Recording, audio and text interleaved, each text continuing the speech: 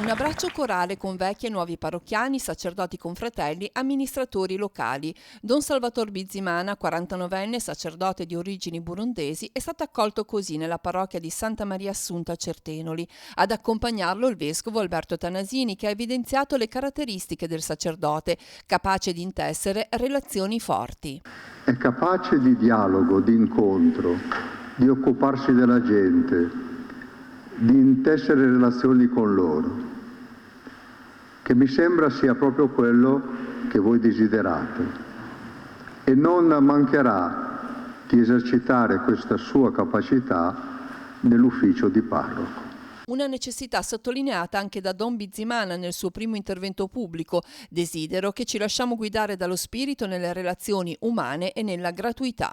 La gratuità anche, perché a volte noi oggi come oggi c'è niente di gratuità, tutti pensano agli interessi, e quindi vorrei che queste comunità ci sia uno spazio alle qualità delle relazioni, alla gratuità nel servizio, e soprattutto che siano comunità guidate dallo spirito, dalla parola di Dio, nelle celebrazioni dell'Eucaristia. Un grazie del tutto speciale ai fedeli sammargheritesi guidati dai loro parroci per l'affetto e l'amicizia che non si interrompe. Poi l'abbraccio alle nuove comunità di cui Don Salvatore diventa amministratore parrocchiale: Aveggio, Certenoli, Romaggi, Coreglia, Canevale. La parrocchia di Coreglia è una piccola comunità e come tutte le piccole comunità ha bisogno di attenzione.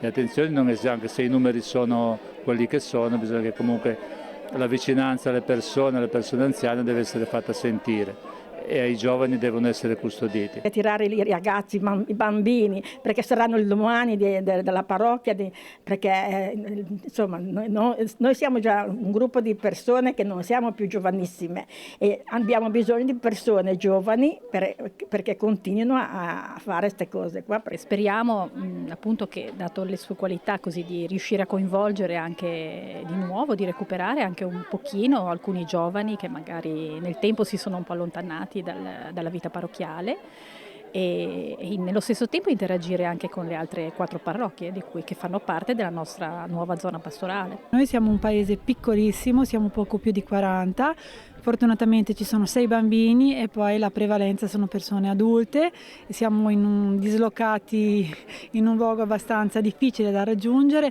quindi la presenza del parroco è significativa. Auguro a Don Salvatore tanta pazienza, tanta voglia di andare avanti con noi, e gli auguro veramente un buon lavoro.